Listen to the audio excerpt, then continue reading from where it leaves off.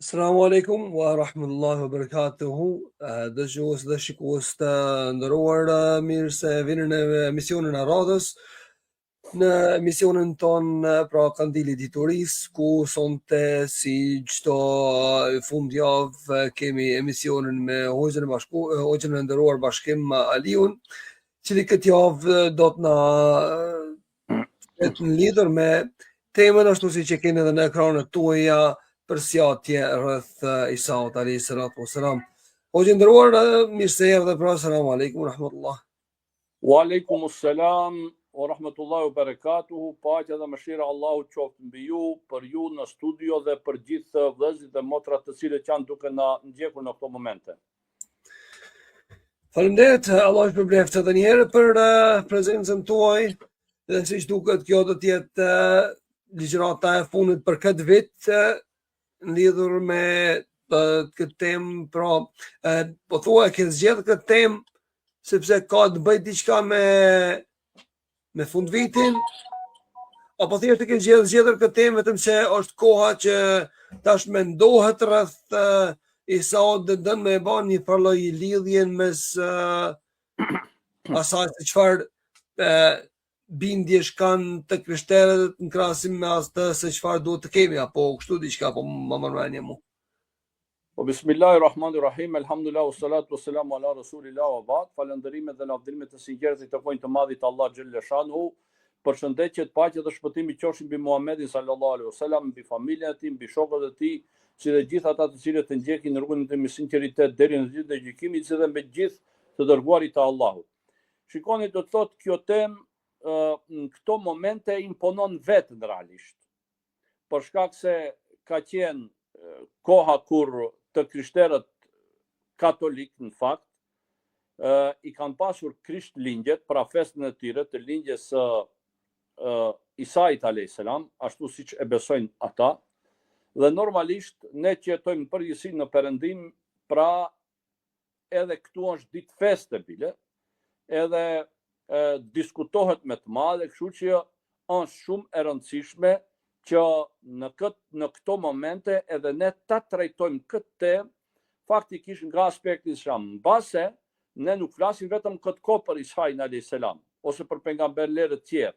Flasim çdo herë, por pasi është koha, pasi veçanërisht këtu në Perëndim, pra është kjo temë aktuale tash, edhe nuk punojnë edhe punëtorët, edhe vazhdimisht na për firmat e tyre u urrohet e kështu me radhë, është e rëndësishme që edhe ne të flasim pra për Isain alayhis salam, si e sheh faktikisht Islami dhe si duhet ta kuptojmë ne çështjen e Isait alayhis salam.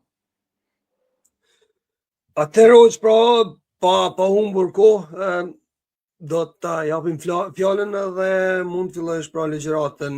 Ju njoftoj edhe një herë pra shikues të nderuar se pasi të përfundon hoxha e nderuar ligjëratën, mund të inkuadroni nëpërmjet WhatsApp-it tim, pra +44753387766, dhe mund na shkruani edhe në kanalin tonë të YouTube-s. Është kanal të Kandili i Diturisë, por gjithashtu edhe në kanalin e YouTube-s në emrin tim personal, pra Shpëtim Sjarina, por gjithashtu mund na shkruani edhe në Facebook në profilin tim Shpëtim Sjarina, ku aty mund të inkuadroni drejtpërdrejt ose mund të shkruani pyetjet e juaja me shkrim, sepse jemi drejtpërdrejt edhe aty. Atëherë mos të humbim kohë më shumë, pra që ndëruar e ke fjalën dhe mund të fillosh ligjëratën. Po ashtu pra do të thotë të marrë parasysh se në këto ditë apo në këtë kohë ne ballafaqohemi me shumë pyetje rreth Isait alayhis salam, veçanërisht muslimanët të cilët jetojnë këtu në Perëndim, është e rëndësishme dhe e rrugës që të flasim për atë se Islami faktikisht si e sheh Isain alayhis salam, dhe ne faktikisht të bëjmë disa përshtatje, të japim disa pikpamje rreth asaj se si duhet të kuptohet jeta e Isait alayhis salam. E para, Isai alayhis salam dhe jeta e tij duhet të kuptohet pra në kuadër të dërguarve të Allahut. pra në kuadër të konceptit islam për të dërguarit e Allahut. Çka do të thotë kjo? Ne si musliman jemi të obliguar të besojmë në të dërguarit e Allahut.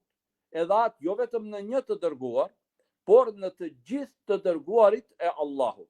Kështu na ka mësuar Muhamedi sallallahu alaihi wasallam dhe këtë kërkon Allahu xhaleshanu prej nesh.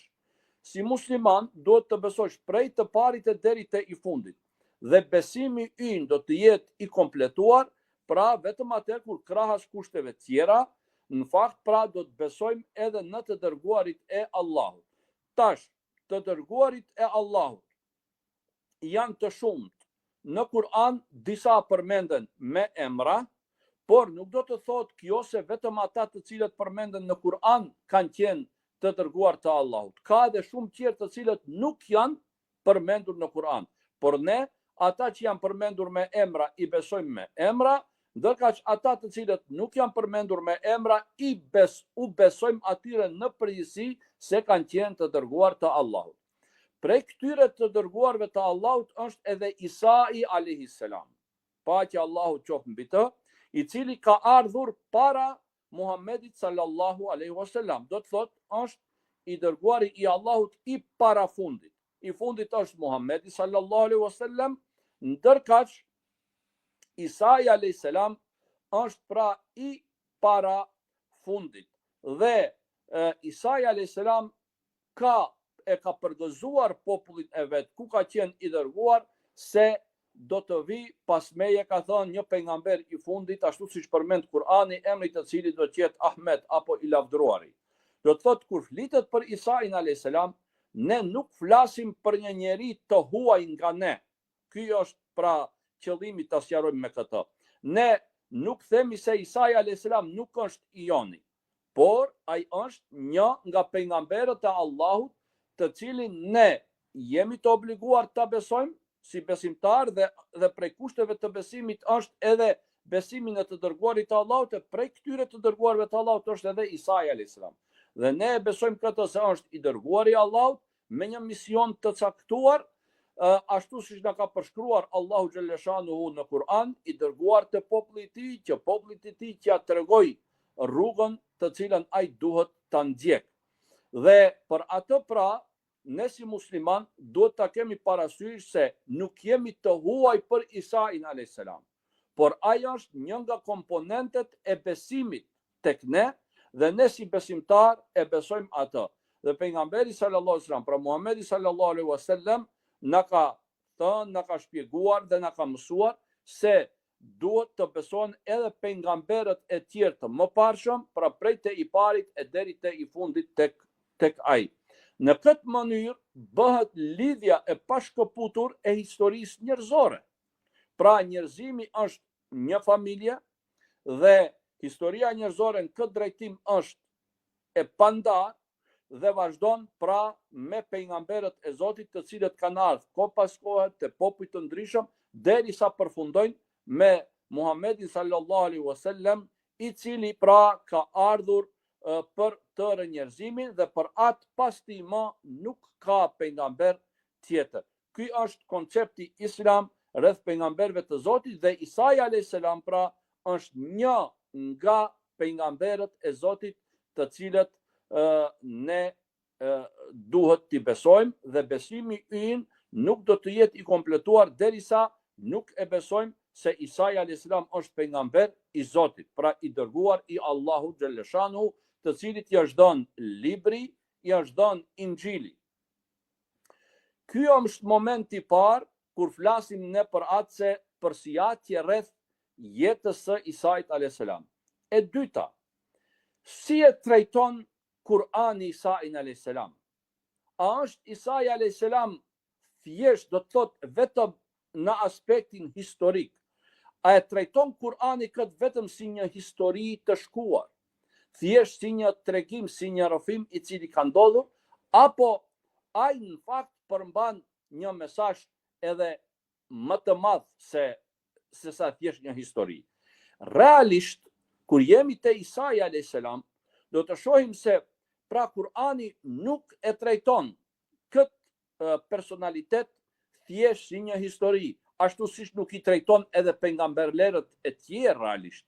Kurani pra përmes rrëfimeve të pejgamberëve jep mësime, jep këshilla, jep udhëzime. Në fakt shpjegon çështjen e besimit në një mënyrë. Jeta e pejgamberëve e ngërthen jetën e besimtarit, peripecit e tij dhe çdo gjë tjetër që del në rrugën e tij. Isai a.s. Kurani e sheh si mrekulli për shkak të mënyrës se si u lind ai. Do të thotë nga ky aspekt, kur flasim për Isain a.s., në fakt ne flasim për një njeri i lindur nga nëna, nga një grua, por që nga lindja ai paraqet mrekulli. Bile para lindjes vetë shtatzënia e nënës së tij, Merjemit, pra me të, edhe ajo është pra çka është mrekulli. Pse? Sepse ajo grua e ndershme, e cila e vetmja është e përmendur në Kur'an me emër, o Merjeme bënete Imran, pra Merjemja e bia e Imranit, e vetmja grua që është e përmendur me emër në Kur'an është kjo, pra nëna e Isait a.s. Kjo kur ngeli shtatzën me Isain a.s., nuk ishte e martuar, ishte një grua, ishte një vajzë beqare. Dhe tash ngeli shtatzën, për atë momenti i ngeli shtatzën, pra, dhe pastaj edhe i lindjes së tij është mrekulli, që do të thotë Isai a.s. nuk është thjesht një histori, nuk është thjesht një rrëfim, është pra e fillon Kur'ani jetën e tij me mrekulli, sepse lindja e tij është mrekulli. Lindi pa baba, me nën për pa baba, dhe këtu qëndron pra mrekullia e lindjes. Për dallim prej pejgamberëve tjerë, me përjashtim të Ademit a.s., të cilët kanë pasur nën dhe kanë pasur baba. E tash, momenti i lindjes së Isait a.s., pa baba por me nën, ka qenë edhe shkak i shumë debateve që janë zhvilluar për të, edhe shumë devijimeve që janë bërë në lidhje me të, derisa njëra palë apo disa e kanë konsideruar atë si një fëmijë të lindur nga lidhje jo legale, pra fëmijë i lindur në mënyrë ilegale, e akuzonin nënën e tij të pastër se ajo pra ka bërë lidhje ilegale me ndonjë mashkull dhe pastaj ka lind Isai a.s. Pra kemi një rëmpal të këtij. Ky lindja e Isait a.s. pa baba, nga ana tjetër, ka shkaktuar që disa njerëz ta hynizojnë atë. Pra një palë tjetër t'i jape epitete hyniteti dhe ta quajnë Zot apo djalë të Zotit. Pra kjo është. Pra kemi dy apo më tepër tabore të cilat ndjekin skaje. Ndërkaq Islami në këtë drejtim është rruga mesatare, objektive në këtë rast, në të kuptim nuk është asnjëri skaj, për thot ai është i lindur në mënyrë legale, por kjo nuk do të thotë se ai ka epitete hyniteti, por është njeri që i cili ka lindur prej nënës dhe thret që të besohet se është i dërguar i Allahut. Do të thotë jeta e tij është mrekulli. Mrekulli ishte lindja e Isait a.s. Pastaj Kurani flet se Isai a.s. jetën e tij e kaloi duke bërë mrekulli. Edhe ky është një moment shumë i rëndësishëm. Jetë me plot peripeci, jetë e thirrjes që u bëri popullit të vet, por që si rezultat i asaj edhe pësoi shumë, pra pati edhe shumë probleme, pati edhe shumë ballafaqime kështu me radhë, pra edhe vazhdimi i jetës së Isait a.s. ishte pra jetë me peripeci të shumta, por në të njëjtën kohë edhe me mrekulli që bënte, me muxhize që bënte Isai a.s., sepse Isai a.s. ju dhanë shumë mucize lëndor ose fizike të dukshme, të prekshme pra që ishin. Për atë, jeta e tij është jetë e filluar si mrekulli, e jetuar me mrekulli. Dhe tjetra çka është tash? A kemi të bëjmë me fundin ati, se dikush mund pjesë atëherë fundit i si është? Jo, ne nuk kemi të bëjmë me fundin e Isait a.s. Pse? Sepse në besimin islam, Isai a.s. nuk përfundoi, nuk u vra, nuk u gozhdua, nuk u kryqëzua, por Allahu xhallashanuhu pra e shpëtoi, e ngriti lart dhe ai jeton, vazhdon të jetoje ashtu Allahu si ka caktuar në një jetë të veçantë, derisa do të vijë momenti që ai të zbret përsëri. Pra edhe në këtë aspekt ai është mrekulli. Dhe do të zbret, do të vjen me urdhin e Allahut, ai do ta zbret dhe pastaj do të vdes, siç do të qëndrojë një kohë në këtë botë, dhe kjo normalisht lidhet me fundin e botës, për shkak se ardhja Isait a.s. është prej shenjave të fundit të botës, dhe pastaj ai do të vdes siç vdesin njerëzit e tjerë, dhe me këtë do të përfundon faktikisht, atëherë do të përfundon jeta e tij në këtë botë. Normalisht ardhja e tij nuk do të bëhet në cilësi të pejgamberit të ri pas Muhamedit sallallahu alaihi wasallam, por do të vjen ashtu pra për ta përfunduar jetën dhe do të gjykoj me sheriatin e Muhamedit sallallahu alaihi wasallam. Edhe në këtë aspekt jeta e Isait alayhis salam pra është jetë e mrekullisë. Do të thotë momenti i dytë kur ne përsjasim rreth Isait alayhis salam është se ai jetën e filloi si mrekulli, e jetoi me mrekulli dhe jeta e tij do të përfundon pas ardhjes së tij me mrekulli. Kështu me mucize pra ka qenë Isai alayhis salam. Moment tjetër i rëndësishëm që duhet të përmendet kur çdo pyetje Isai alayhis salam është pra nëna e tij. Këtu shihet roli i gruas. Roli i gruas dhe mundimet e gruas në rrugën e fjalës e promovimit të fjalës së Allahu xhallashanuhu. Paramendoni në çfarë gjendje ka qenë nëna e tij Merjemi kur u dash ta linde Isai alayhis salam, mbase nuk ishte e martuar.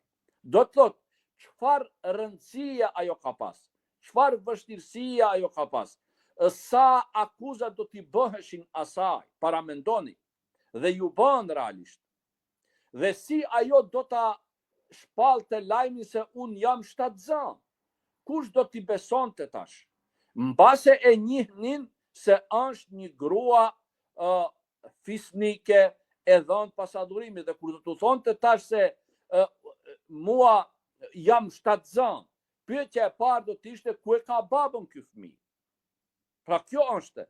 Ta shikoni këtu, kur flitet për Isai alayhis salam, në fakt nuk mund të flitet për të i ndar nga nëna e tij. Nëna e tij po ashtu është një moment shumë i rëndësishëm, i cili në këtë rast pasqiron peripecit, mundimet, kontributin, përpjekjet që ka bërë gruaja si grua në histori në përgjithësi. Por atë edhe kur flitet faktikisht për rolin e grave, nuk mund të tejkalohet nëna e Isait alayhis salam. Ajo ishte një grua e ndershme, e cila e mori përsipër tërë këtë barë, pra me urdhin e Allahu xhallashanuhu, dhe u ballafaqua me tërë këto probleme, me këtë themi një stuhi ose një tsunami akuzash për shkak gjendjes së saj të lindjes së Isait alayhis salam pa baba. Do të thotë moment i rëndësishëm shumë është nëna e tij, kjo grua e ndershme e cila e lindi Isai alayhis salam krahas akuzave që ja bën, krahas krejt peripecive që pat, por u bëri ballë dhe për atë edhe Kur'ani e përmend pra me emër këtë grua. Në 34 vende në Kur'an pra përmendet Merjemja përmendet me emër. Do të thotë një grua fisnike e cila u ballafaqua dhe në fakt u përball me të gjitha këto akuza. Ky është pra një moment shumë i rëndësishëm që flet për rolin e gruas dhe në të njëjtën kohë rolin e nënës. Dhe këtu shihet pra se nëna realisht gjatë gjithë historisë ka pasur sprova të shumta, themi nëna si nocion, si koncept që e lind fëmin, jo vetëm në kuptim të lindjes së tij, por këtu kemi një nënë e cila ndryshe i pat vështirësi, pra ndryshe i pat sfidat, ndryshe e pat përballjen me realitetin. Dhe krejt kjo tregon pra se me të vërtet nënat kanë pozitë të lartë edhe jo rastisht edhe Muhamedi sallallahu alaihi wasallam në shumë hadithe të tij ka folur për këtë gjë dhe ka treguar për rëndësinë apo në fakt respektin që e gëzon dhe duhet ta ketë faktikisht nëna. Edhe ky moment është shumë i rëndësishëm në jetën e Isait alayhis salam. Moment tjetër që duhet të përmendet kur është në pyetje Isai alayhis salam është se ai dhe shoqëria e tij, misioni i tij. Normalisht krejt njerëzit në këtë botë kanë edhe shoqërinë e vet. Dhe jeta nuk mund të zhvillohet i ndar, i izoluar, duhet patjetër të kesh shok. Por disa herë pra duhet të jemi të vëmendshëm se edhe pejgamberit të Zotit Isait alayhis salam i ka ndodhur tradhtia nga shoku i vet. Ky është një moment po ashtu i rëndësishëm. Do të thotë Isai alayhis salam e filloi thirrjen e tij.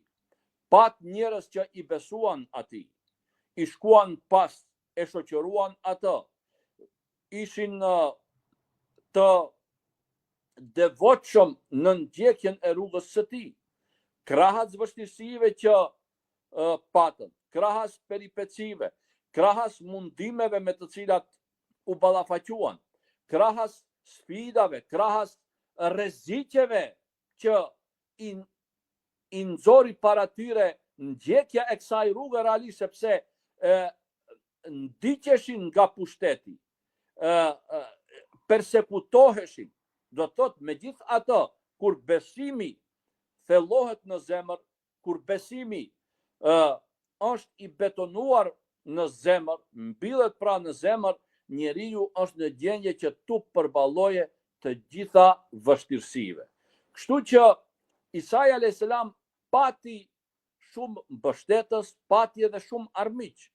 Por momenti që e bëri këtë ndarjen është se tradhtia realisht i ndodhi nga mesi i atyre apo një nga ata të cilët e ndoqën.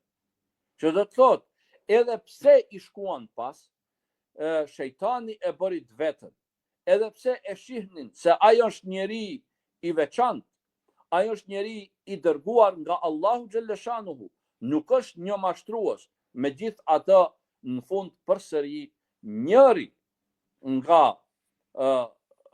rrethi i tij, njëri nga ata të cilët i treguan në një mënyrë edhe lojalitet, në fund pra ai edhe e tradhtoi Isain alayhis salam. Dhe këtu ne kuptojmë realisht se rruga e thirrjes islame, rruga e thirrjes në rrugën në fen e Allahut do të përballet me sfida të shumta, me telashe të shumta. Po çka është e rëndësishme këtu? Do të thotë problemi jo nga brenda, ajo lufta e brendshme, armiku i brendshëm. Ky është një moment shumë i rëndësishëm kur flitet për Isain alayhis salam. Pra, jo rastisht e ndajtëm si moment për sjatjeje në jetën e Isait alayhis salam. Ne çdo herë flasim se të gjithë normalisht kanë edhe armiq, ajo është e qartë. Por armiku i brendshëm është shumë i rrezikshëm për një shoqëri, për një bashkësi, për një familje dhe thuaj çka ti thuash. Sepse me armikun e jashtëm shumë shpejt mund ti rregullosh punën. Edhe e di, e identifikon Pra nuk është ai I panjohur. Mirë po, kur e ke armikun e brendshëm, ky moment është shumë që kërkon pra përkushtim edhe kërkon precizitet edhe kërkon vëmendje. Sepse armiku I brendshëm ti di punën. Por atë edhe thuhet tradhtar. Tradhtar është çka? Kur dikush është brenda një bashkësie apo brenda një shoqërie dhe I di disa gjëra dhe shokët e tij me atë pra I kanë letrat e hapura që themi ne, bëjnë plane të përbashkëta dhe ai punon për një kauz tjetër. Në këtë rast pra ai është njeriu më I rrezikshëm sepse ai shumë gjëra I di aty brenda se çka bën. Kështu që ai mund të jetë armiku më I madh për atë bashkësi, për atë grup, për atë shoqëri e kështu me radhë, sepse I di gjëra. Po atë edhe quhet tradhtar realisht pse? Sepse e tradhton atë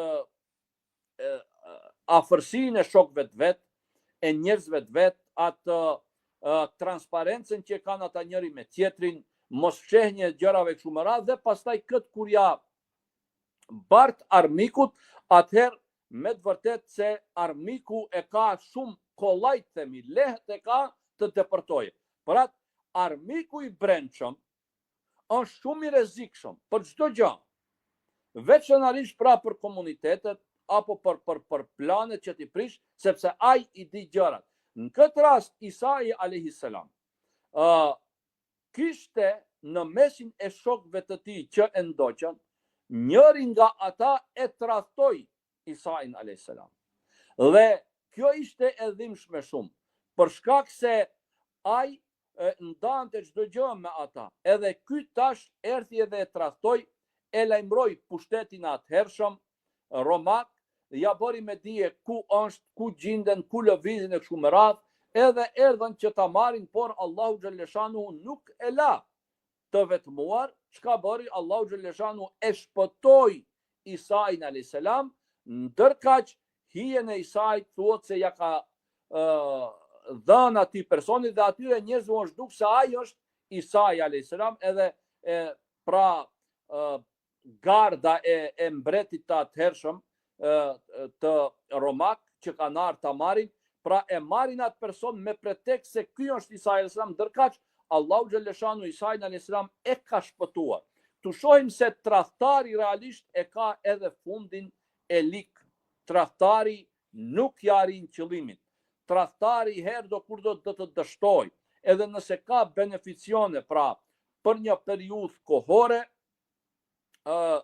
megjithatë tradhtari fundin e ka, do me thënë, të dështuar dhe nuk mund të arrijë sukses. Një nga këto mësime faktikisht e marrim edhe nga vetë jeta e Isait alayhis salam, kur ai u tradhtua nga brenda, nga mesi I vet, megjithatë përfundimi ishte I zymt për tradhtarin e Isai alayhis salam shpëtoi, Allahu xhaleshanu e shpëtoi dhe do të kthehet pra ashtu siç na ka treguar Muhamedi sallallahu alaihi wasallam që ta përfundoi jetën e tij në këtë botë.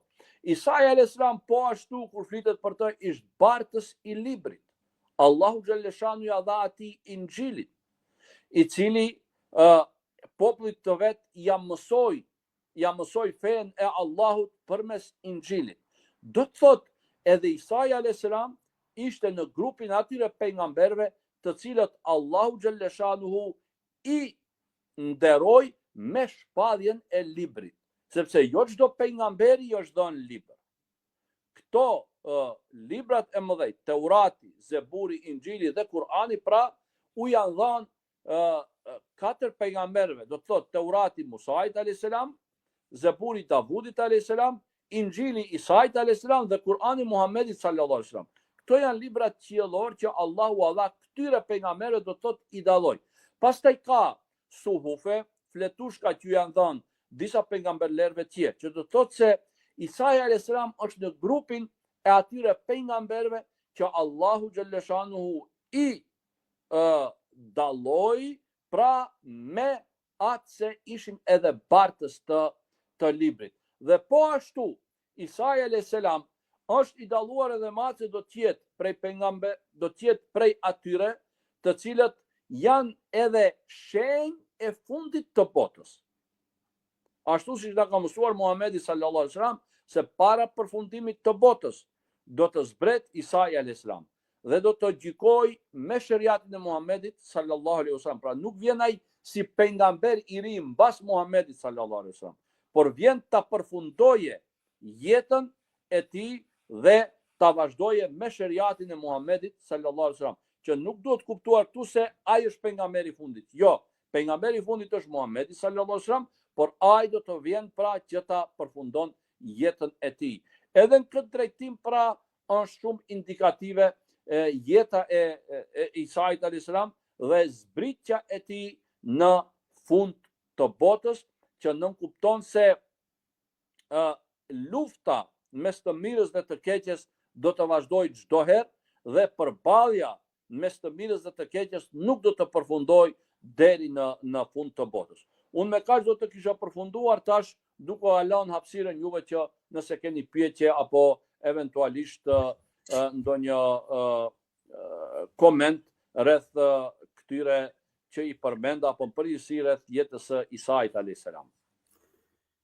Faleminderit, o qendror, Allah të shpërbleft për ligjëratën, ishte e qartë dhe bukur, shumë e thurur, por prapë normal që kemi edhe pyetje që na kanë ardhur.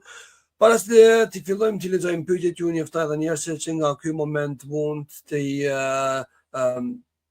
kontrolloni edhe nëpërmjet panelit të TikTokut, nëse doni. Ti bëni pyetje hoxhës së nderuar Bashkim Aliut, pyetje drejt për drejt me zë, mund t'i kontrolloni nëpërmjet pra siç tash panelit të TikTokut, vetëm dërgoni kërkesën dhe do t'u japim mundësi, po me kush që pyetjet e juaja të jenë lidhur me temën që ka ligjëror sonte hoxha i nderuar Bashkim Aliu, pra përshjatje rreth Isaut alayhis salam. Mund t'i inkuadroni drejt për drejt, pra dhe nëpërmjet WhatsAppit +44 753 878 867 ashtu siç e keni nëpër ekranet tuaja. Mund t'i dërgoni pyetjet tuaja me shkrim në messengerin tim Shpëtim Sjarina, por gjithashtu edhe në kanalet siç tash pra kanali të Kandilit i Turisë dhe kanali i YouTube-s në profilin tim Shpëtim Sjarina, mund t'i dërgoni pyetjet edhe aty. Po gjithashtu edhe ata të cilët po e ndjekun hoxhën nderuar nga profili i tij, mund t'i bëjnë pyetjet atje dhe ne do t'ua lexojmë pyetjet e juaja. Para se të fillojmë me pyetjet tonë, që shkojmë me disa të përshëndetje dhe të Agim i Bishi shkruan dhe selamu alaikum wa rahmatullahi wa barakatuh. Allahu ju dasht të gjithve, ta jenë për ndjekësve do të më të rregullt që kemi, po gjithashtu dhe nderuari Ahmed Qergjizi shkruan dhe selamu alaikum të nderuar. Gjithashtu kemi dhe selam dhe nga Haskil Rama, i cili na përshëndet, pra me selamu alaikum të gjithve. Por gjithashtu kemi edhe një përshëndetje këtu nga pjesëmarrësve në TikTok, do të përshëndet hoxhën e nderuar dhe falenderoj për ligjëratën që ka sqaruar sonte, pra. Atëherë do të shkojmë me pyetjen e radhës, dhe siç e keni në ekran këtu, pra Ahmet Qergjizi në shkruan të kemi urdhër të prerë ajet të tjera të besohet që Isa alayhis salam do të kthehet në botë, dhe çka nëse dikush apo ndonjë musliman nuk i beson kësaj? Shikoni, në lidhje me ajetet, nuk ka ajet që është i drejt për drejt për këtë çështje, edhe pse në një ajet thuhet wa innahu la ilmun lis-sa'a. Ai është një shenjë e kiametit. Mirë, po tash në çfarë kuptimi është shenjë e kiametit? Kjo ka vend për trajtim këtu apo për koment. Ndërkaq, për zbritjen e Isait alayhis salam ka folur Muhamedi sallallahu alaihi wasallam në hadithet e tij, dhe për këtë ka hadithe të shumta që flasin, dhe hadithet që janë të vërteta dhe besimtari pra duhet të besojë këtyre haditheve. Unë e di se ka bile dhe disa dietar kanë thënë duke prit muslimanët ardhjen e Isait edhe të Mehdiut, u kanë ardhur princat angles e tjerë, va kanë marrur vendin. Por kjo është në drejtim të nxitjes së punës, nxitjes së angazhimit dhe mos pritjes se do të vijë Isa alayhis salam edhe do të na i pastrojë neve punën apo do të vijë Mehdiu edhe do të ta pastrojë punën. Mirë po, për t'i besuar duhet të besohet se ashtu Muhamedi sallallahu alaihi wasallam ka folë në hadithet e tij. E tash, nëse dikush nuk i beson, tash ai duhet të ketë një arsyetim, ose të ketë një komentim, ose një interpretim, ose eventualisht thotë se ka një kuptim tjetër hadithi që flet për ardhjen e kështu me radhë. Megjithatë, ehli sunneti është pra beson në ardhjen e Isait alayhis salam. Mirë, Allah shpërbleft. Pra, këtu kemi edhe një prej të komenteve, siç po shihni këtu, thotë ai i cili beson bindshëm në Zot, ai beson me shpirt që Isa alayhis salam do të rikthehet dhe nuk ka pikë dyshimi në të. Thjesht është një kontribut i ndëruarit në lidhur me temën. Po që do të vazhdojmë pra me pyetjet e radhës që në kanë ardhur këtu, pakës i kam se më thonë kategorizuar dhe të në 30 kategori, dhe të to të qenë pak ma akademike, pak më dhe të intelektuale dhe pyetje dhe pak më shpirtërore lidhur me këtë. Po merremi mas pari me pyetjet e para pak më shumë në kontekstin dhe të akademik. Si e përshkruan Kurani identitetin e Isait alayhis salam në raport me Allahun? A është ai fjala e Allahut, shpirt prej tij, dhe çfarë kuptimi kanë këto tema në akiden islame?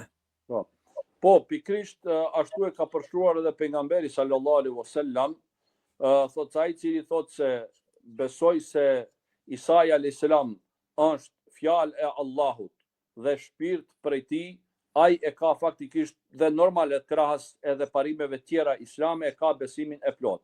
Kur thuhet fjalë e Allahut, është për qëllim se Allahu xhalleshanuhu i ka thonë atij bëhu dhe ai është bë, pra kun feyekun. Kjo është fjala e Allahu xhalleshanuhu.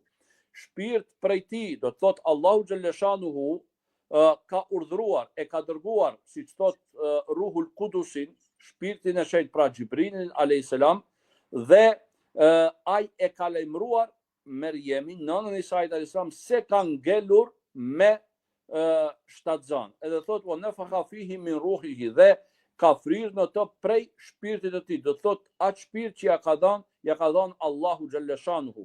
Dhe në këtë kuptim duhet të kuptohet. Pra, ai ja ka dhënë shpirtin dhe ai e ka krijuar atë qenie me shpirt në barkun e Merjemit.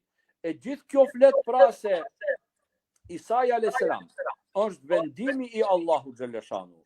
Është fjala e tij kun feyekun, bëhu dhe është bë, dhe është shpirti që ai e ka krijuar te Merjemja, pra te nëna e Isait alayhis salam, përmes dërgimit të melekut drejt për drejt të kontaktoj me të dhe ta lajmëroj për këtë gjë. Ndërkaq për atë se si ka ndodhur frirja e shpirtit dhe si ka ndodhur shtatzënia, nuk janë përmendur detaje në Kur'anin famlar, po as edhe Muhamedi sallallahu alaihi wasallam nuk ka dhënë.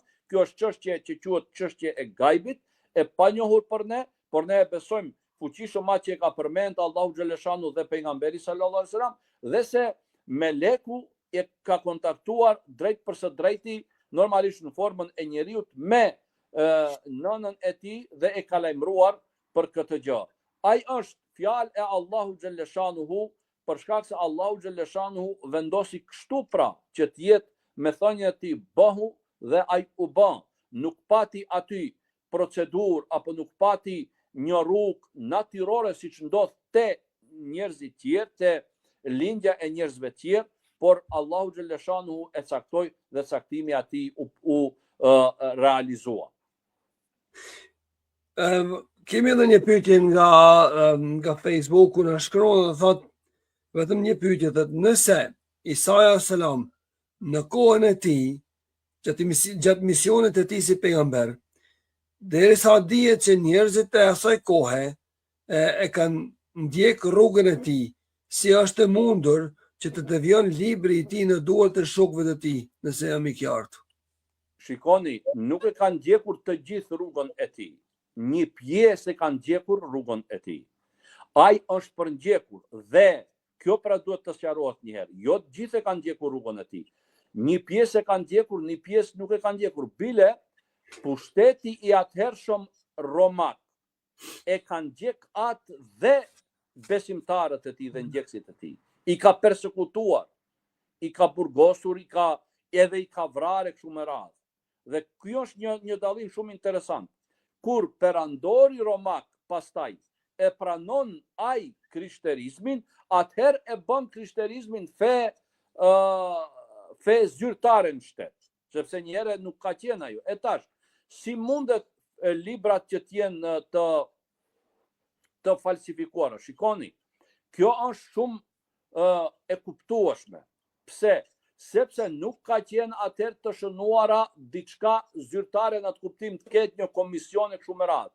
Pas largimit, pas ngritjes së Isait alayhis salam në qiell, pastaj shokët e afërt të tij, pjesa më e madhe edhe vdesin. Ngelin brezat e më vonshëm, të cilët pra kanë bërë edhe ndërhyrje. Dhe kur është mbaj kongresi i Nikes, realisht, aty është bë përzgjedhja e ungjive. Aty nuk kanë qenë vetëm këta 4 sot që e përbëjnë dhjatën.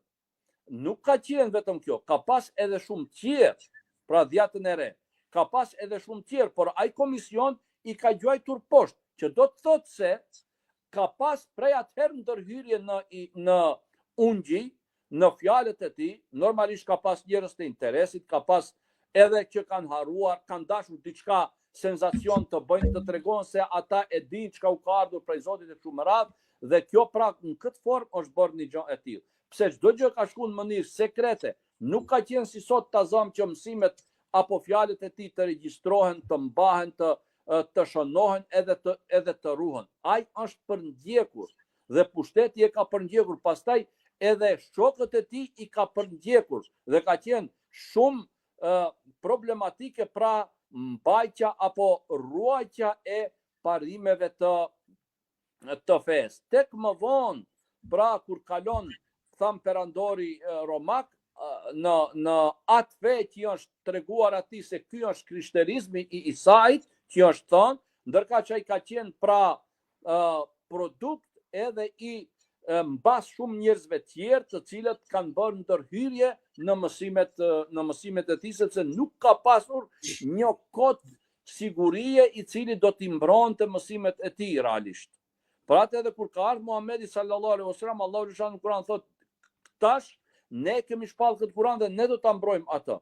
Dhe sot e kësaj dite kemi ne hafiza, të cilët e mbajnë mend Kur'anin si ka qenë, si është shpallë Muhamedi sallallahu alaihi wasallam. Ai pra ato fjalë mbahen mend, memorizohen, edhe sot hafizat e kanë atë rol. Kjo nuk ka qenë të rasti i Isait alayhis salam.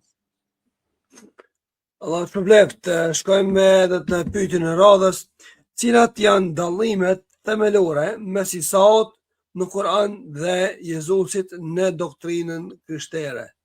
Shikoni, kjo temë është shumë e gjatë nëse futemi dallimet kryesore, më kupton. Mund të themi se e përbashkëta e këtyre është se të di shpalljet apo të di librat e konsiderojnë atë se është bir i Merjemit. Nëna e tij ka qenë Merjemi. Të di librat e konsiderojnë se ajo ka qenë një grua e virgjër dhe e ndershme. Të di librat flasin për ndeshmërinë e asaj. Flasin edhe për peripecit që i ka pasur ajo dhe po ashtu edhe djali i saj pastaj në jetë. Ndërkaq më pas dallojnë, tash shikoni, kur themi këtu cilët janë dallimet mes Isait alayhis salam në Kur'an edhe në ungji. Tash ne si musliman besojmë se këto ungji që sot janë nuk janë ai versioni origjinal. Ky është besimi im për këtë. Derisa nuk është version, derisa ne besojmë kështu se nuk është versioni origjinal, atëherë normalisht se këtu mund të flasim për shumë dallime, se nocioni bir i Zotit sipas nesh nuk ekziston në shpalljen e Zotit, por është diçka e futur pastaj, edhe shumë aspekte tjera. Por kjo është e kryesorja, se sipas nesh ai është i dërguar i Allahut, ndërkaq dhe nuk ka epitete të hynitetit, ndërkaq sipas ungjive ai ka epitete të hynitetit, atribute të qenit hynor. Dhe Zoti sipas tyre e ka dërguar atë që të shkoj kurban për t'ju falë mëkatet njerëzimit, dhe se ai është vrarë, është varosur, pastaj Zoti e ka ngritur lart, ndërkaq sipas nesh, pra sipas Kur'anit, nuk është wa ma qataluhu, as e kanë vrarë, as e kanë gozhduar, as e kanë kryqëzuar, por Allahu xhaleshanuhu e ka shpëtuar atë. Mirë, në dhe shëblef të shkojmë me pyetjen e radhës. A e mohon Kurani kryqëzimin apo vetëm pretendimin se ata e vranë? Çfarë do të thotë për shembull kjo? Kurani Ajeti për shembull që thotë wa ma qataluhu wa ma salabuhu walakin shubbiha lahum. Po, këtu shiko, Kurani qartë këtu ka dy momente të rëndësishme. E para kur thotë wa ma qataluhu wa ma salabuhu, ka të bëje me Isain alayhis salam. Do thotë as e kanë vrarë, as e kanë gozhduar, as e kanë kryqëzuar. Walakin shubbiha lahum, çka? Do me thonë atire u është duk ai tradhtari se është Isai. Kupton? Jo se u është duk atire se e kanë gozhduar. Kuptoni? Ata kanë gozhduar dikant. E kanë marrë dikant, e kanë ekzekutuar dikant. Por ai nuk ka qenë Isai alayhis salam, ka qenë tradhtari. Pra nuk është duk atire. Në fakt, akti i gozhdimit ka ndodhur, por nuk ka ndodhur për Isain alayhis salam.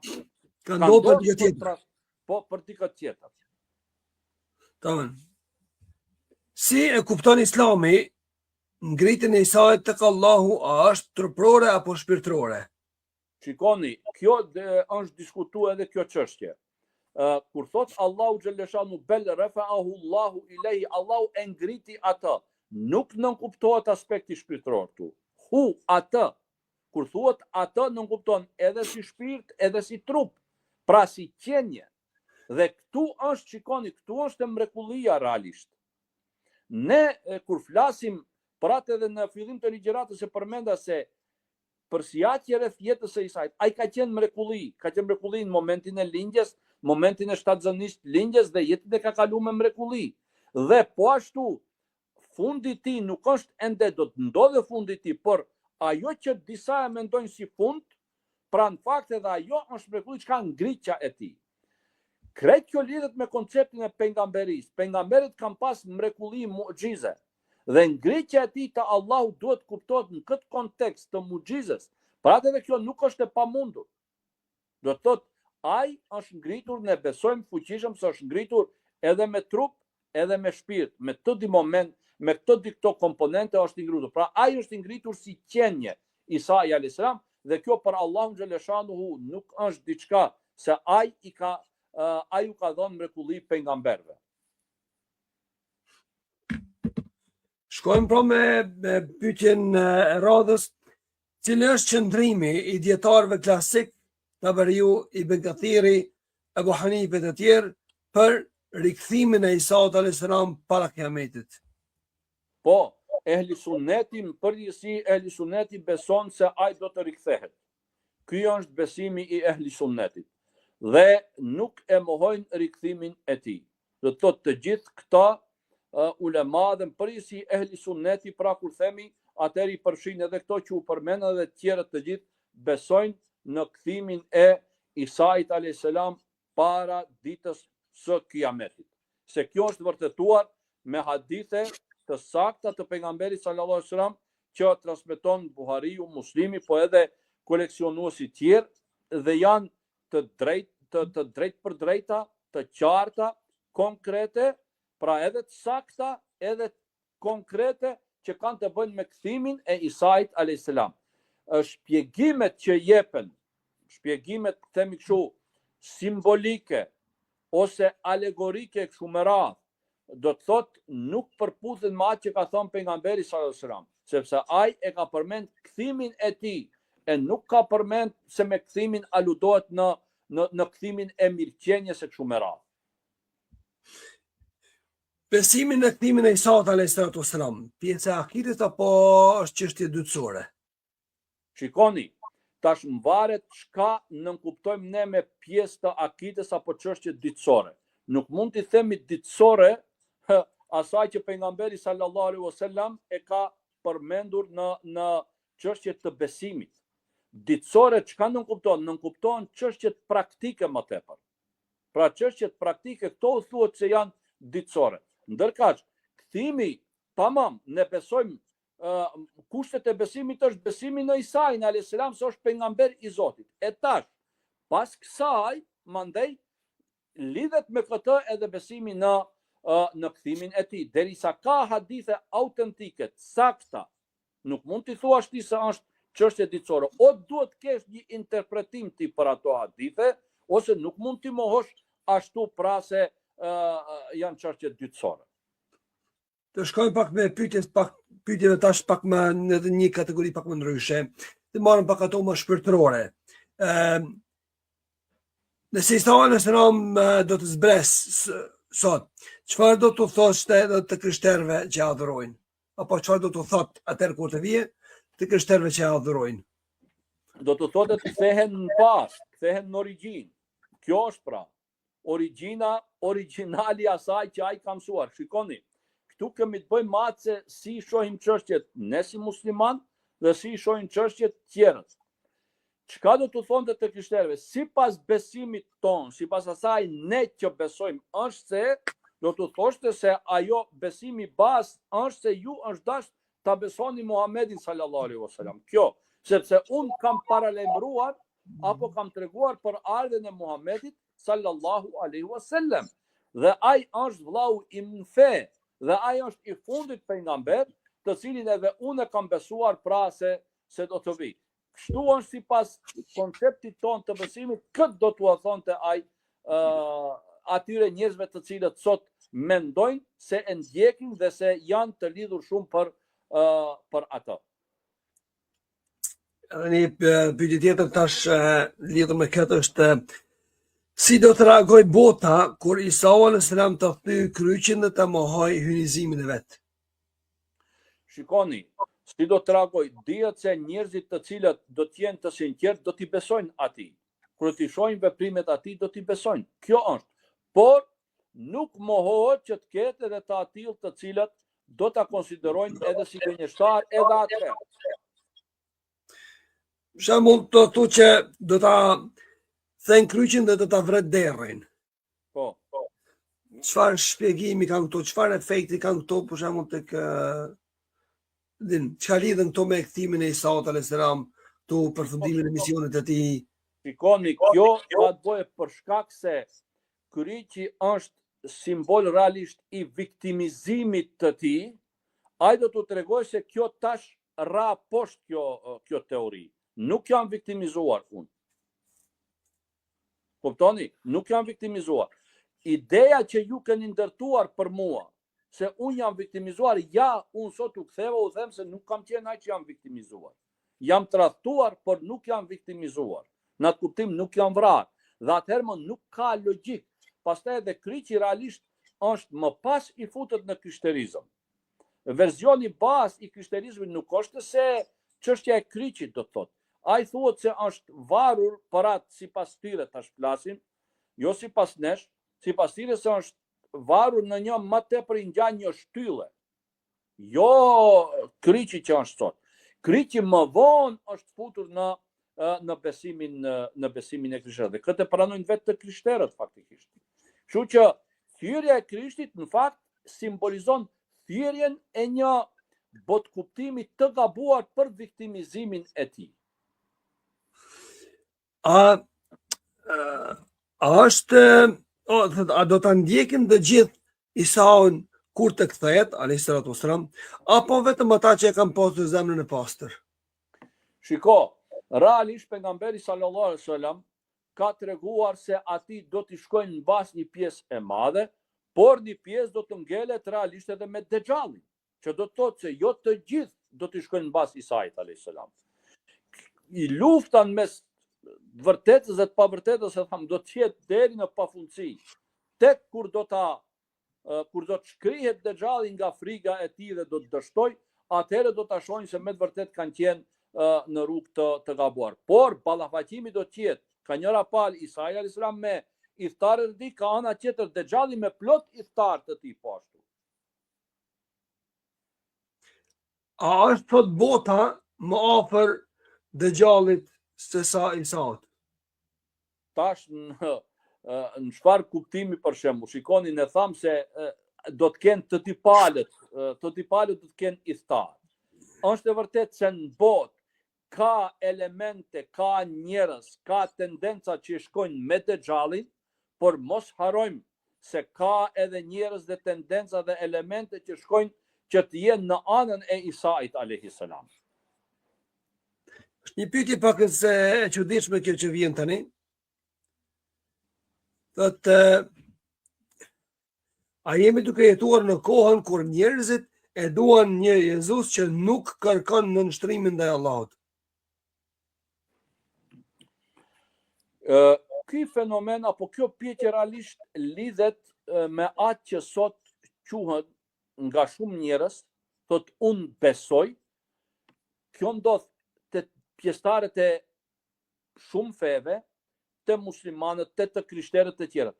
Unë besoj, po besoj Zotin, jo Zotin e xhamisë apo Zotin kisha, siç ma thot, e institucioneve. Kuptoni pra? Apo Zotin e librave, siç e shprehin. Apo Zotin e librave, po. Zotin e namazit, Zotin e Kur'anit, Zotin e Biblës e kështu me radhë. Unë nuk i besoj. Thjesht unë besoj se ekziston një Zot, një fuqi binatyrori i ka bë këto, e tash si edhe koncepti Aristotelit lëviz që i pa lëvizshëm, i ka kriju, i ka lanë, tash këto vetë gjenden këtu. Këto po, ka tendencat këtilla. Dhe nëse i thuhet ti atij se nuk je besimtar, ai thotë, jo, unë e besoj Zotin, po nuk e besoj kishën ta ata, thotë, po nuk e besoj Zotin sipas hoxha që ma thot, unë lidhem direkt me Zotin, e nuk ka nevojë të shkojnë në xhami, pse nuk ka nevojë të falem me kështu me radhë. Këto tendenca po janë prezente dhe nuk mund të mohohen. Është një pyetje tjetër që nga Facebooku thotë, sa mund të jetë koha me të cilën do të jetojnë të dytë në të njëjtën kohë, por derisa gjysma shkon ka e mira dhe gjysma shkon dhe ka e keqja, është fjala për Dejjallin edhe Isaun a.s. Më fal, si edhe një herë pyetja, sa mund të jetë koha me të cilën do të jetojnë të dytë njëkohësisht, përderisa gjysma do të shkojnë ka e mira, gjysma do tjetër do të shkojnë ka e keqja, është fjala për Isaun edhe Dejjallin. Isai a.s. realisht ashtu siç ka përmend edhe pejgamberi sallallahu alajhi wasallam, do të vjen edhe do të qëndroj për një kohë, edhe thot se dita e parë e tij do të jetë sa një vit, pastaj sa një muaj, sa një javë dhe ditët tjera si do të jenë si ditët e zakonshme. Kjo është ajo që ka përmend pejgamberi sallallahu alajhi wasallam. Por tash konkret sa do të jetë ajo bashkë, koha e përbashkët e tyre nuk mund të përcaktohet me ditë apo me kohë, por do të jetë një kohë jo shumë e gjatë realisht. Jo shumë e gjatë. Kur Isau a.s. do të vijë, pse do të falet pas një imami musliman? Çfarë mesazhi i tronditës ka do të kjo për botën? Kjo ka mesazh se ai ka ardhur që ta ndjek sheriatin e Muhamedit sallallahu alaihi wasallam dhe të ndiqet të jetë pas një imami i cili është ndjekës i Muhamedit sallallahu alaihi wasallam dhe ky e ka të njëjtin rol tash e merr si ai. Ky është mesazhi që do ta jep. Çfarë rrezikon një njeri që do Isain, por nuk e pranon Muhamedit alayhis salam? Shikoni, ai i cili e don Isain, por nuk e pranon Muhamedit sallallahu alaihi wasallam, ai rrezikon, themi kështu simbolikisht, që mos jetë me atë që e don. Mos jetë me Isain. Pse? Se Isai ka thirrur që të besohet Muhamedit sallallahu alaihi wasallam. Sipas konceptit ton, ai nuk konsiderohet besimtar sipas besimit islam. Sipas konceptit të tij që ai e don Isai, ne i themi se Isai atë që don ti, ai ka thirrur të besohet Muhamedi sallallahu alaihi wasallam. A mund të thotë një musliman ta doje Isaun a.s. më shumë se sa një krishter? Po, realisht tash varet çka ne kuptojmë ne me dashurinë dhe si e shprehim atë dashurinë. Shikoni, vetëm të thuar se unë e dua se është djali i Zotit, kjo nuk kupton se ti e do më shumë se unë atë. Ajo që ja ke dhënë epitetin djal i Zotit, nuk kupton edhe dashurinë më tepër. Unë dashurinë e shpreh përmes asaj se nëse nuk i besoj se Isa është pejgamberi i Zotit, nuk kam besim. A mund të ketë tash e përkthyer kjo në dashuri më të madhe se kjo? Pra nëse besimi im varet nga besimi në Isaun a.s. si pejgamber i Zotit, para Muhamedit sallallahu alaihi wasallam, pra një nga ata i parafundit, atëherë unë mendoj se dashuria ime nuk mund të në këtë drejtim të krahasohet me asnjë dashuri tjetër, sepse unë me këtë e shpëtoj veten time në fakt. Dhe e humbi veten time nëse nuk i besoj. A ekzistojnë sot shenja që sinjalizojnë se është ofruar koha për ardhin e Isaut a.s. Shikoni, sot realisht shikoni tash, këto janë edhe shumë shkruajnë për këto gjëra para shenjat e kiametit. Vet ardhja Muhamedit sallallahu alaihi wasallam është prej shenjave të kiametit, nuk ka dyshim. Mirë, po sa do të zgjaset kjo kohë, atë nuk mund ta dija askush. Por ne shohim çdo ditë më tepër tazam afrimi i kohës që e shohim tash. Koha që shkon shumë shpejt, kalimi i distancave hapësinore për një kohë shumë të shkurtër e kështu me radhë. Kretë këto janë tregues se ne shkojmë ka fundi i botës, por nuk mund ta ndajmë se kur do të ndodh fundi i botës. Se Allahu zgjodhi që Isa a.s. të lind pa baba, çfarë mesazhi universal ka kjo? Po, Allahu xhaleshanuhu pra përmes kësaj tregoi se këto janë mrekulli, këta njerëz janë mrekulli. Edhe e krahasoj me Ademin a.s. se Ademi a.s. pa nën dhe baba, e solli Isain a.s. me nën pa baba dhe pejgamberët e tjerë me nën dhe baba. Pra i tregoj se ai ka fuqi që të bën çka të doj dhe krejt format e krijesa e kreaturës i përmlodhi te pejgamberët e tij, duke filluar prej Ademit pa nën pa baba, Isain me nën pa baba dhe pejgamberët e tjerë pra edhe me nën edhe me baba. Ky është mesazhi universal se kreatura e Allahu xhaleshanu te njerëzit pra është e fuqishme dhe nuk mund të mvaret apo të lidhet me faktorët që njerëzit i njohin. Dhe nga ajo që njohin njerëzit, atë sa din, Allahu xhaleshanu tregoi mrekullin, mucizën. Dikant e krijoi pa baba dhe pa nën, dikant e krijoi me nën pa baba dhe pejgamberët e tjerë siç lindin edhe njerëzit e tjerë, që të tregoj se kemi të bëjmë me elementin e mrekullisë, sa i bën çka të don. Kur thot bëhu, edhe bëhet. Ka pasur më shumë mrekulli Isa a.s. apo Muhamedi a.s. Shikoni, e para një herë, Muhamedi a.s. mrekulli kryesore ka pasur Kur'ani. Dhe kjo është mrekullia kryesore. Ndërkaq, Isa a.s. krahas Injilit ka qenë për një kohë dhe nuk mund quhet mrekulli universale në këtë drejtim. Kështu besojmë ne muslimanët. Kur'ani është për të gjitha kohrat. Librat e mëparshëm kanë qenë për një kohë të caktuar dhe për një popull të caktuar që janë drejtuar. Ndërkaq Kur'ani ka qenë për të gjitha kohrat dhe për të gjithë popujt, do me thëmë deri në fund botës, dhe në këtë drejtim nuk mund të krahasohen. Pastaj, mrekullitë lëndore nuk kanë qenë parsore për Muhamedit sallallahu alaihi wasallam, ndërkaq po kanë qenë parsore për Isain alayhis salam. Siç ka qenë ngjallja e të vdekurve, siç ka qenë shërimi i të sëmuarve, siç ka qenë lajmërimi për gjërat e fsheta në shtëpi që i kanë bërë njerëzit, pra krejt këto kanë qenë mrekulli të Isait. Por edhe Muhamedi sallallahu alaihi wasallam ka pasur po ashtu edhe ai mrekulli lëndore. Nëse mirët të gjithë jeta e Muhamedit sallallahu alaihi wasallam, besoj se dalin edhe më tepër. Por pse bien si te Isai e nuk bien si te Muhamedi sallallahu alaihi wasallam, për shkak se kryesorja te Muhamedi sallallahu alaihi wasallam ka qenë Kur'ani. Ndërkaq kryesorja te Isai alayhis salam kanë qenë këto mrekulli që ta tregoj pejgamberllokun e tij. Pas cilit imam musliman do të falet Isa alayhis salam kur do rikthehet? U përmend edhe në pyetje do të jetë Mehdiu. Mehdiu është mirë. E kuptoj këtë mirë, po ja erdhi edhe pyetja prej dëgjuesve dikujt. Kemi edhe një 4 pyetje të tjera që do t'i marrim inshallah shkurtimisht.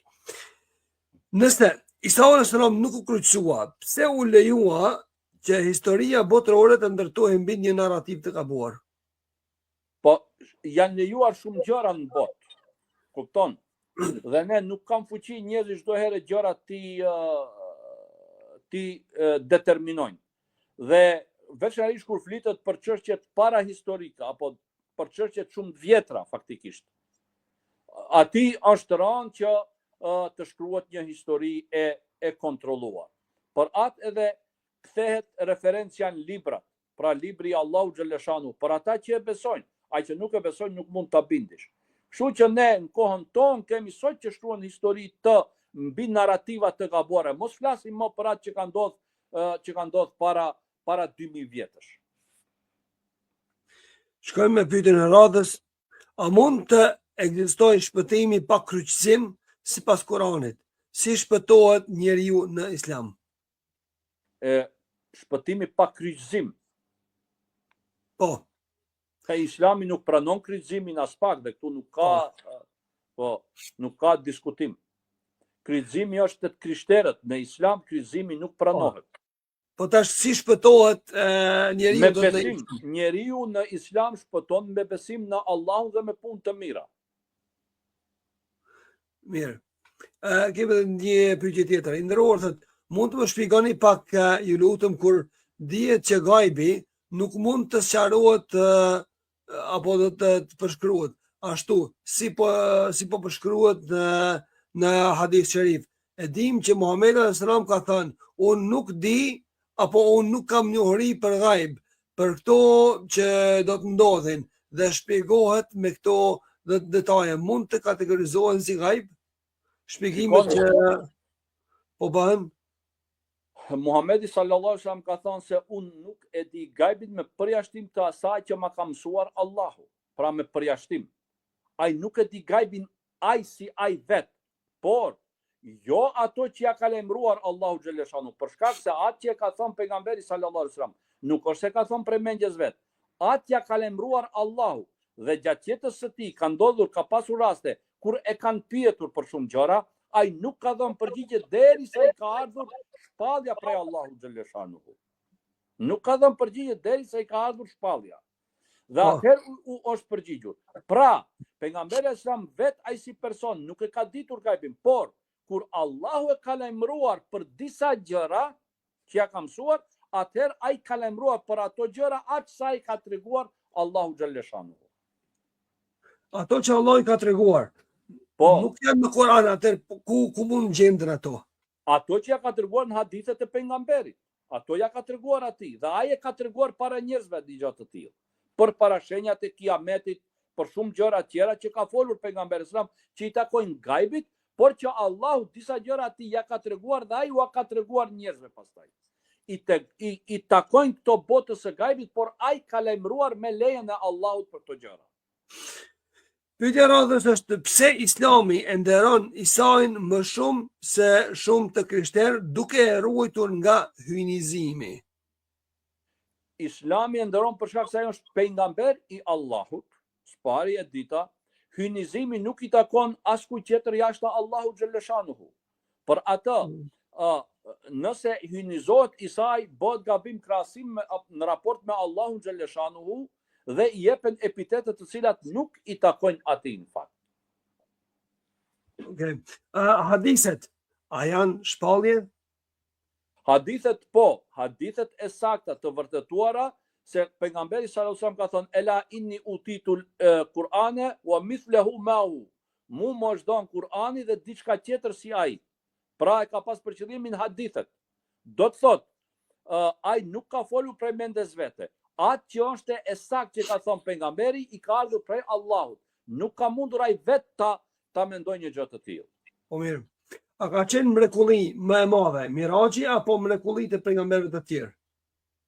Shikoni, në varet mrekullitë e pejgamberëve të tjerë tash çka komentohet për shembull, edhe si shihet. edhe në çfarë konteksti shihet kjo. Krejt këto janë mrekulli. Nuk thuhet cila ka qenë mrekulli madhe, krejt janë mucize. Nuk mund ta bëj asnjë tjetër jashtë Allahu xhaleshanuhu.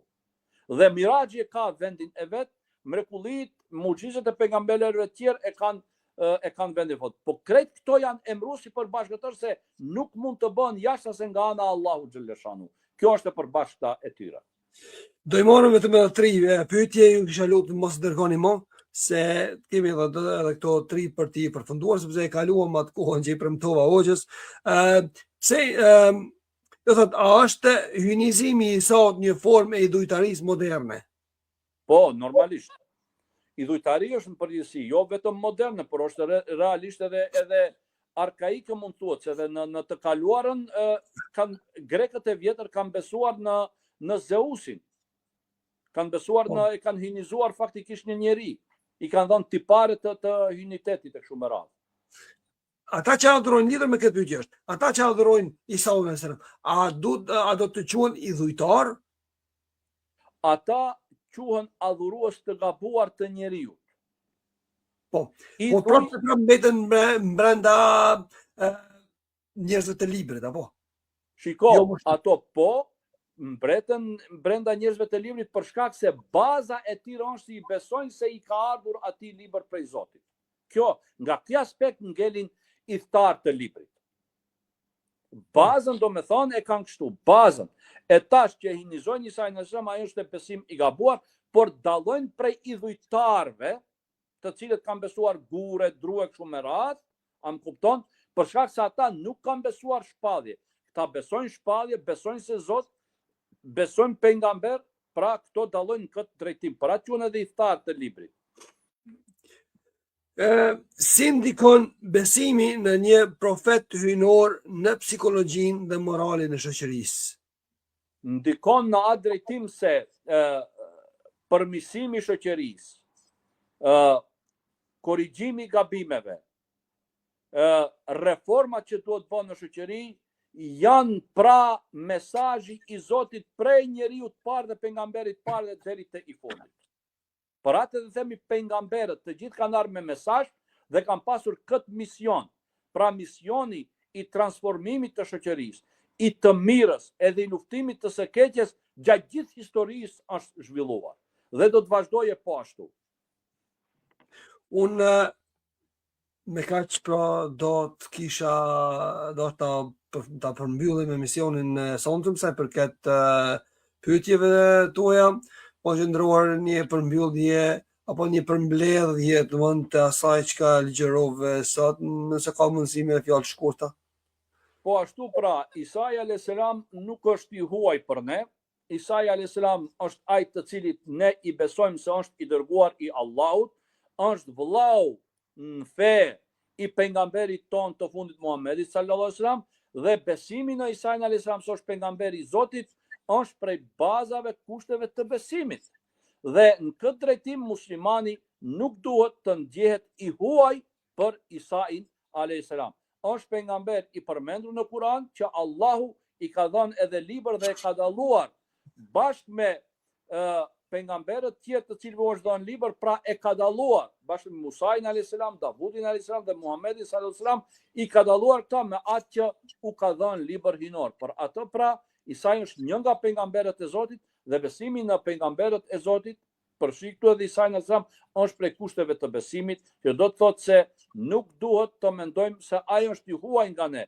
Ai është pra ai të cilit edhe ne i besojmë dhe shpresojmë që të jemi në shoqëri me Muhamedit sallallahu alaihi wasallam, me të dhe me gjithë pejgamberët e tjerë në ditën e gjykimit. Mirë, atëherë, Allah shpëbleft o qëndruar për emisionin dhe ligjëratën që mbase deri më tani, lidhur me temën përgjithësie rreth Isaut alayhis salam.